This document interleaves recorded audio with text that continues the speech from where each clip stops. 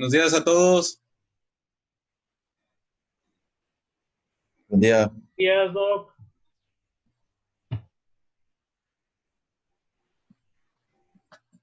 Bueno, siendo las 11 de la mañana, vamos a dar inicio a este webinar.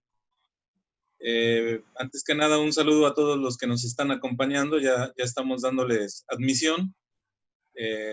Su servidor, doctor Leandro Chaires Martínez, les va a impartir este webinar como parte de las actividades de difusión científica y cultural que el Instituto Tecnológico Superior de Álamo, Temapache, ha venido ejerciendo durante esta cuarentena.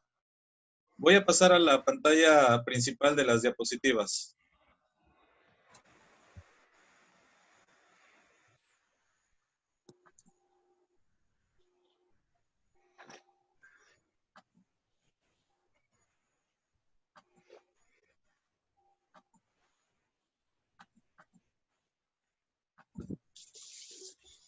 Como ustedes saben, a inicios de año, la Organización Mundial de la Salud declaró al llamado COVID-19 como pandemia universal. En los últimos meses, se han publicado miles de hallazgos científicos referentes a combatir esta pandemia en todas sus implicaciones, como el área de salud, la economía, la cultura, el impacto ambiental, entre otras. Hoy en día es de vital importancia seleccionar y filtrar toda la información publicada, valorar sus resultados y la aplicabilidad a cada región o país. Las recomendaciones hechas por los científicos o por las autoridades sanitarias van cambiando conforme los nuevos descubrimientos. Por tanto, debemos estar Doctor pendientes. Leandro Chaires Martín. Sí, Centro de Investigación de Ingeniería de Alimentos e Ingeniería Ambiental. Permítame un momento.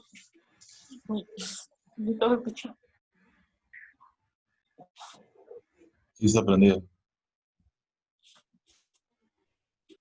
Ok. Continúo.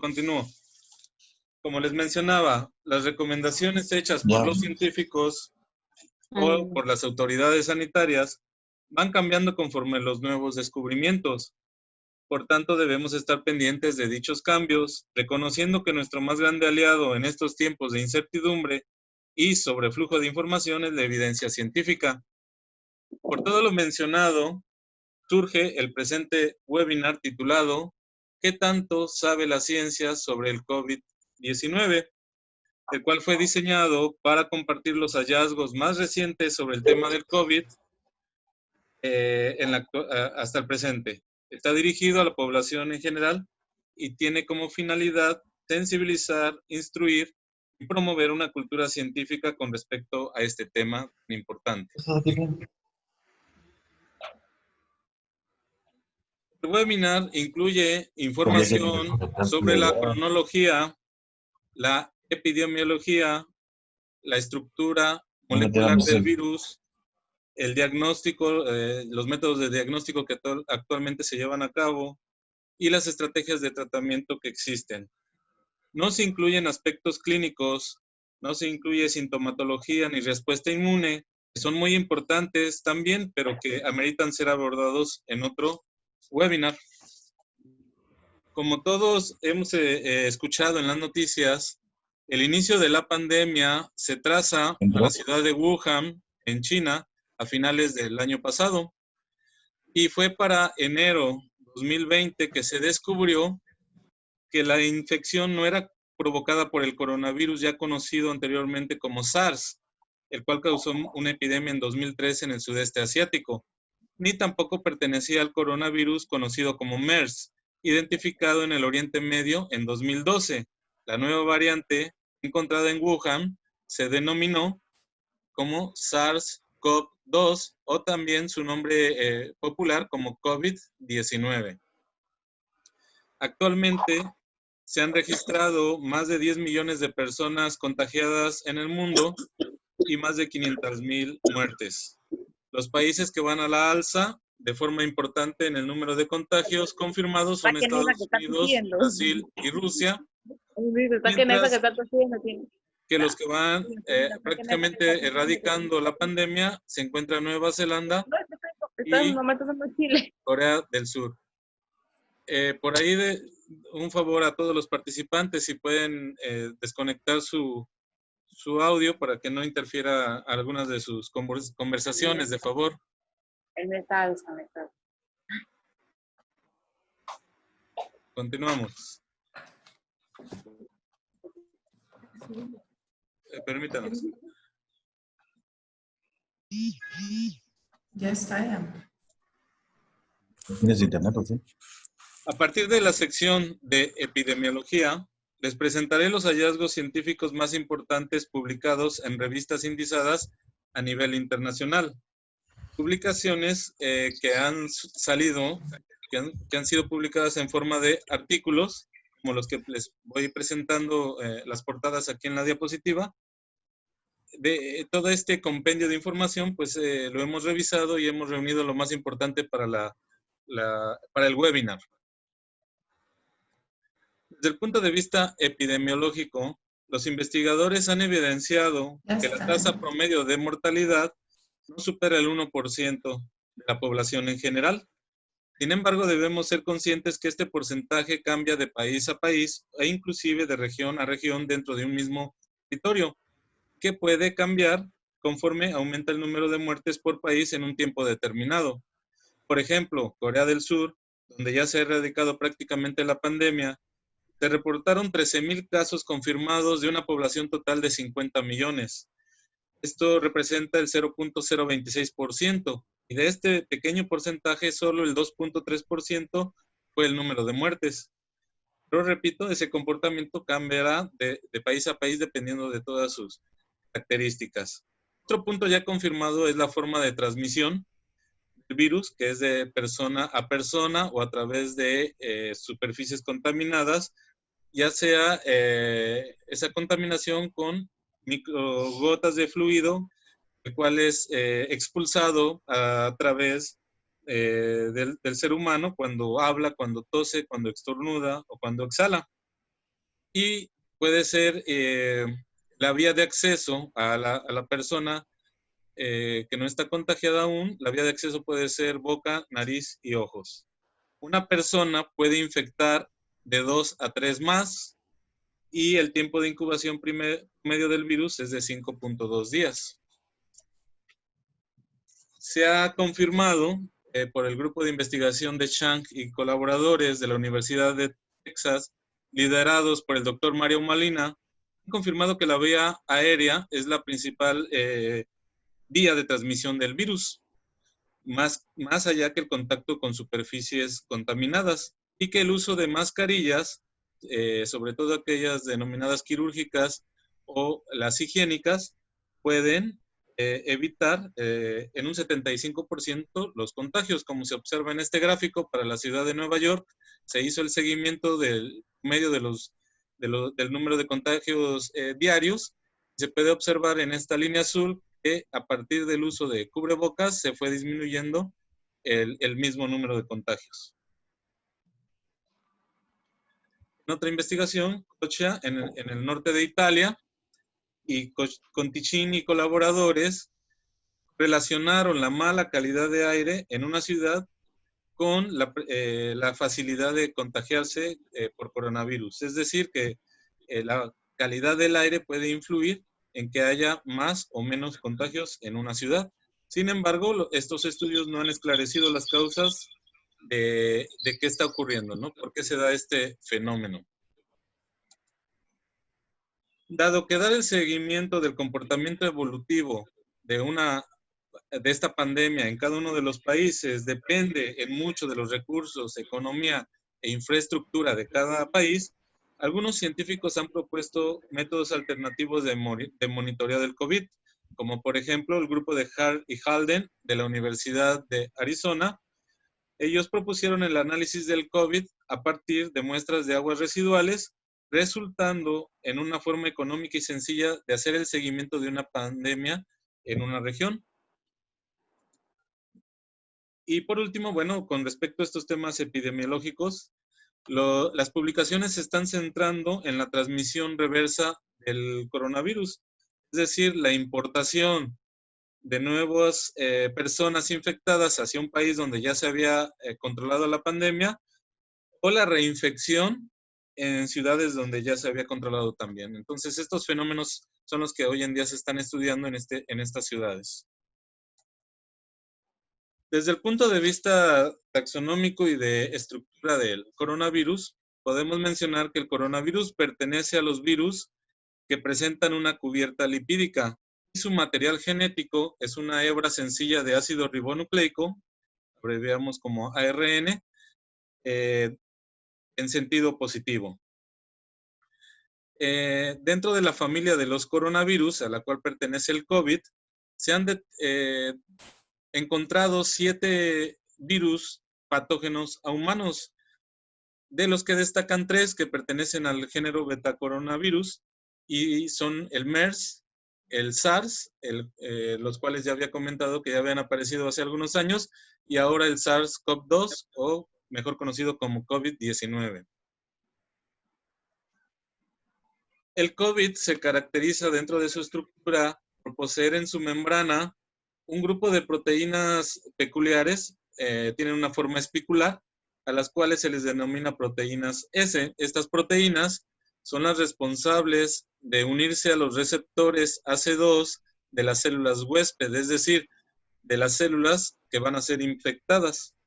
Una vez que el virus es anclado a este receptor, ocurre un proceso que, al menos, bueno, aquí en la diapositiva no lo muestro, pero ocurre un proceso en el cual el material genético del virus se introduce a la célula, se generan copias del material genético, que son las hebras de ARN, se activa la síntesis de proteínas virales, el ensamblaje de nuevos viriones, y una vez que están construidos, saldrán a buscar nuevas células hospederas, y de esta manera extender la infección en el organismo.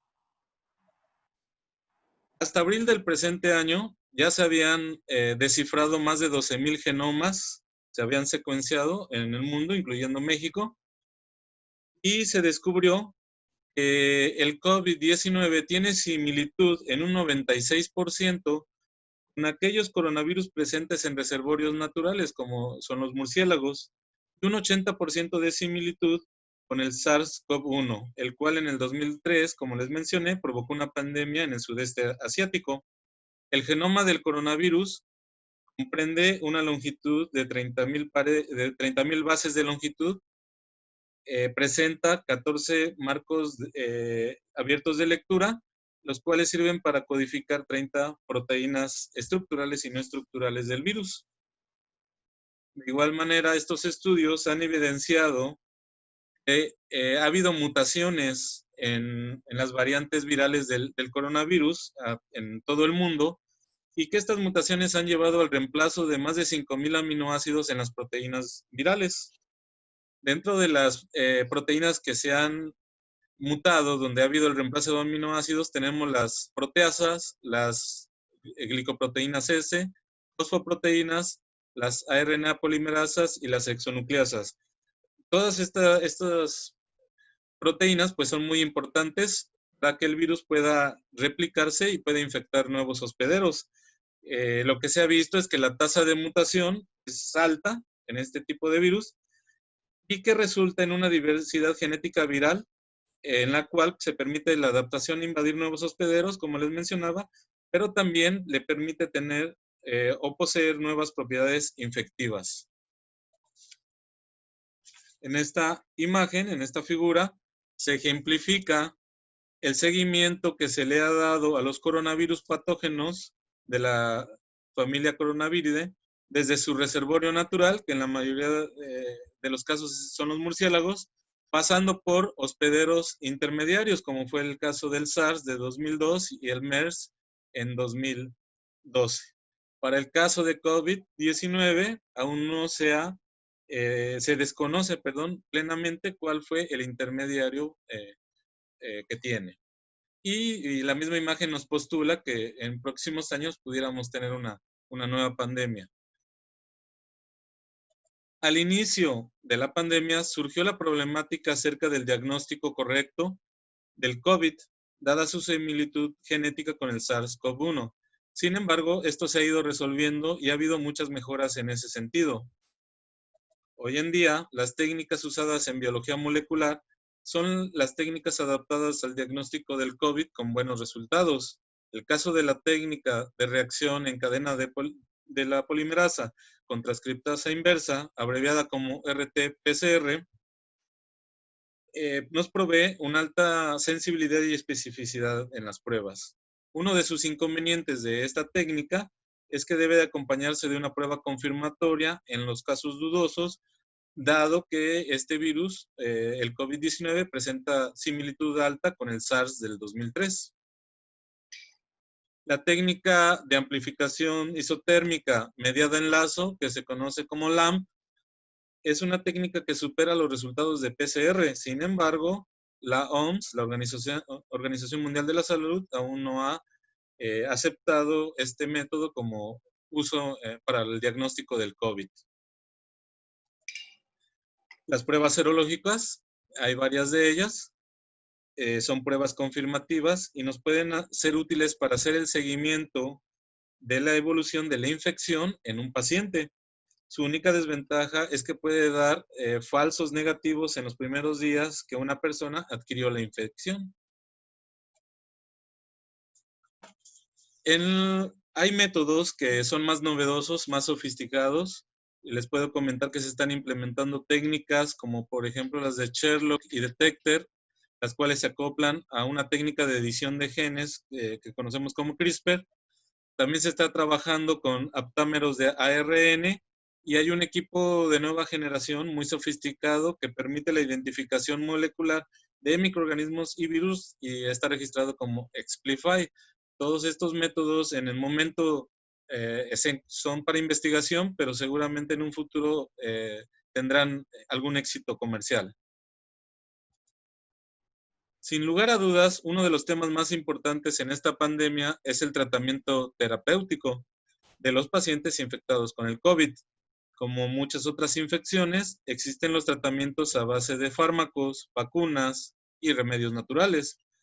A continuación abordaré los dos primeros casos, los fármacos y cómo está el estado de las vacunas.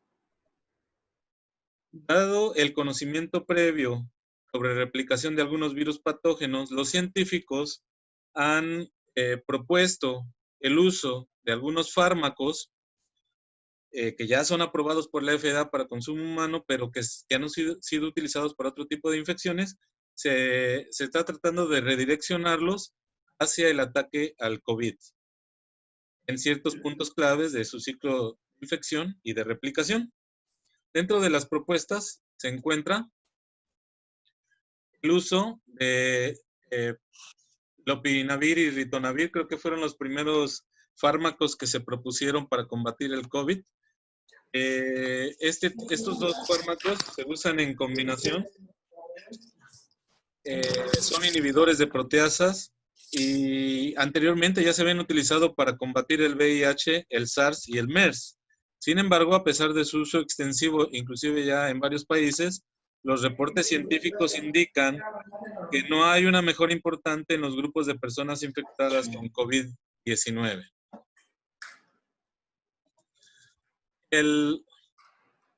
¿Cómo lo cambio? El siguiente fármaco, el Remdesivir, muy popular en los últimos días, ya que ha sido aprobado por la FDA para combatir el COVID. Es un análogo, este fármaco es un análogo de nucleótido, entonces evita la replicación del virus en las células y ya ha habido algunos ensayos clínicos con este fármaco. Sin embargo, aunque se ha obtenido resultados positivos, dado que los pacientes a los cuales se les administró este fármaco, el Remdesivir, tuvieron una recuperación en menor tiempo que contra los grupos controles, aún hace falta más investigaciones. Sin embargo, bueno, está como un fármaco pionero, digamos, en la lucha contra el COVID. En la misma situación se encuentran los estudios con el favipiravir. El Arbidol es un fármaco que puede ayudar a inhibir las glicoproteínas S, las que se encuentran en la membrana viral. las que ayudan a reconocer a la célula hospedera. Se han obtenido estudios positivos cuando se han administrado a los pacientes. Sin embargo, los grupos con los cuales se ha trabajado, pues son grupos muy pequeños. Por lo tanto, científicos están continuando también estas investigaciones y seguramente en próximos meses tendremos alguna nueva conclusión sobre el uso del Arbidol. En el caso de las aminoquinolinas que se han utilizado previamente para combatir la malaria y el VIH, pues no hay evidencias positivas. Al contrario, el caso de la hidroxicloroquina se ha demostrado que incrementa el número de muertes en pacientes que la han consumido. Entonces, estos dos fármacos inclusive ya se están prohibiendo para administración. Se descartan ya hasta el momento el darunavir, el oseltamivir y con pocas expectativas se encuentra la acitromicina. Los interferones, que son importantes o han sido importantes para el tratamiento de numerosas infecciones, hasta el momento no se tiene alguna conclusión importante contra el COVID y lo que nos indica, ¿no?, que hay todavía un camino largo por recorrer para demostrar su utilidad.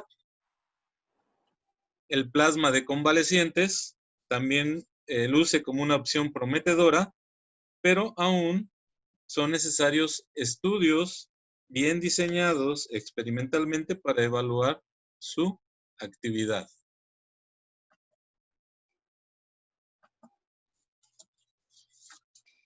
Las inmunoglobulinas, así como el tocilizumab, han demostrado también resultados positivos, pero al igual que la mayoría de los fármacos, se requieren estudios más específicos para descartar o concluir que pueda tener un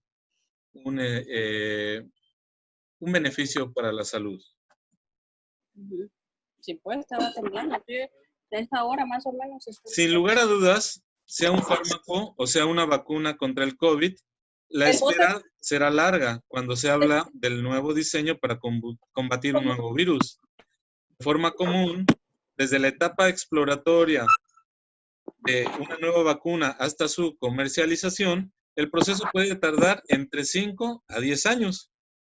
Existen fases importantes como la fase 1, que sirve para estudiar la seguridad e inmunogenicidad de la nueva vacuna, o la fase 2 y 3, que nos dan la seguridad y eficacia. Pero vuelvo a repetir, el proceso es lento. Entonces, no es posible obtener una vacuna en poco tiempo. Sin embargo, sabemos que ya existen algunas vacunas en el mercado para otro tipo de virus, como los que se muestran aquí, contra la parotiditis, los virus de la hepatitis A y B, el sarampión y el poliovirus. Por lo tanto, pues, puede ser esperanzador esperar una vacuna contra el COVID. Erradicar o controlar un virus no es algo sencillo, es un gran desafío para la ciencia. En esta tabla se muestran los virus más letales y se puede observar que el COVID está lejos de lo que pudiera ser el virus del ébola, hablando de la tasa de letalidad, o el virus que provoca la fiebre de Marburgo.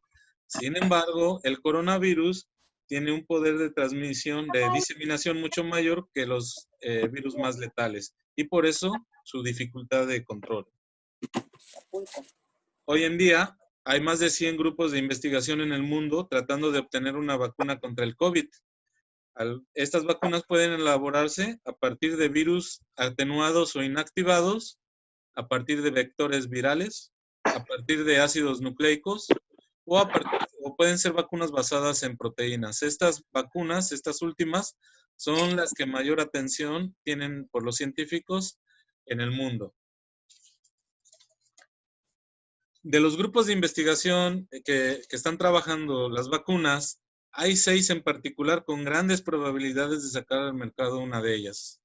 Tenemos el caso de CanSino Biologicals, quien tiene una vacuna basada en un vector viral y que ya comenzó su fase 2. Esta empresa se encuentra en China. Es la que lleva más adelante.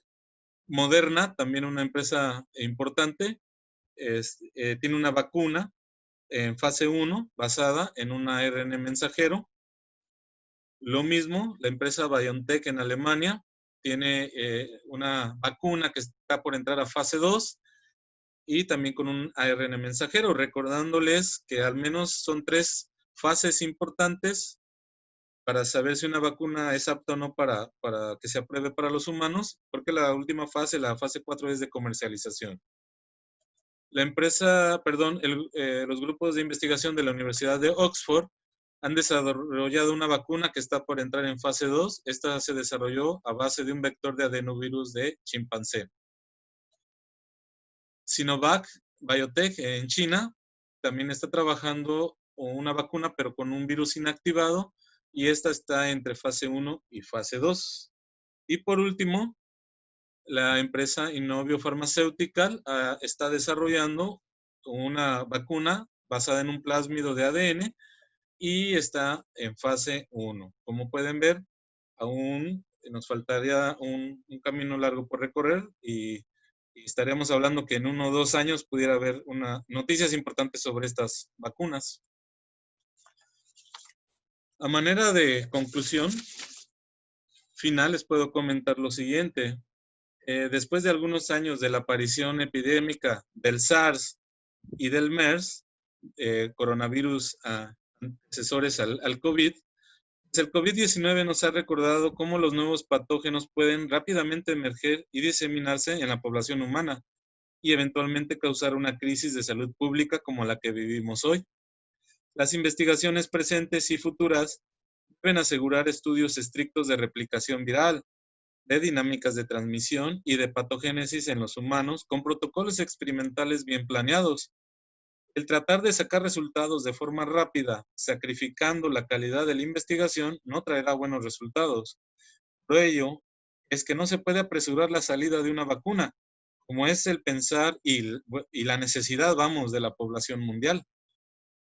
A pesar de todo, se vislumbra que para 2021 se pueda controlar la pandemia del COVID a nivel mundial. Pero la pregunta que se nos viene a la mente, como lo veíamos en una diapositiva anterior, mientras aún estamos en pleno proceso pandémico, sería, ¿cómo le vamos a hacer para enfrentar la siguiente pandemia? De acuerdo a los científicos, podría venir dentro de 7 o 10 años o posiblemente hasta en menos tiempo. Debemos de estar preparados para esta próxima situación, aun cuando no resolvemos la que tenemos hoy en día.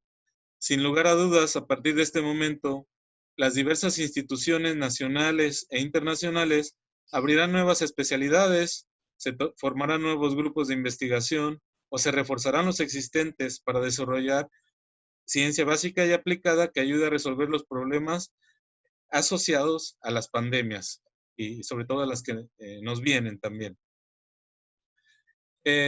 Como sabemos, en la plataforma Zoom tenemos un tiempo limitado. Me va a ser imposible resolver dudas y preguntas en este momento. Por lo tanto, les voy a dejar mis datos de contacto. Nos pueden contactar ya sea por email o en las páginas de Facebook, la personal o la del Instituto Tecnológico Superior de Álamo Temapache, para aclarar cualquier duda sobre lo que les he expuesto o sobre platicar más a fondo sobre los puntos que se tocaron, ya que esta fue la presentación de la revisión general que se tiene de los artículos publicados, pero se puede profundizar en cada uno de ellos. También les puedo comentar que esta información estará disponible en la página del instituto. Vamos a subir la grabación de la misma para aquellos que convenga utilizarla. Les doy cordiales saludos nuevamente y bueno, me despido. Muchas gracias por su atención.